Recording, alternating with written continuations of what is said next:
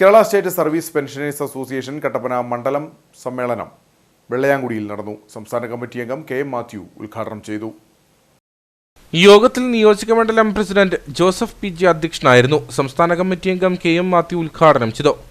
100 കോടി രൂപയിൽ താഴെ ബാധ്യതയുള്ള ആ ബാധ്യത എടുത്താൽ ഈ ഗവൺമെന്റിന് വലിയ മേൽക്കൈ കിട്ടും. കാരണം വെച്ചാൽ 7,000 രൂപ 10,000 രൂപയാക്കിയാൽ ഈ ആശമാരെല്ലാം ഒറ്റയടിക്ക് അങ്ങോട്ട് നീങ്ങും. അത് കൊടുക്കുവാൻ പോലും കഴിയാതിരുന്ന സമയത്താണ് ഇവിടെ ശമ്പള പരിഷ്കരണത്തിന്റെ നമ്മുടെ പെൻഷൻ പരിഷ്കരണത്തിന്റെ അരിയർ 4ാം ഗഡു തന്നതിന് പേരിൽ മാത്രം 125 രൂപ ഈ സർക്കാർ ചെലവഴിച്ചു.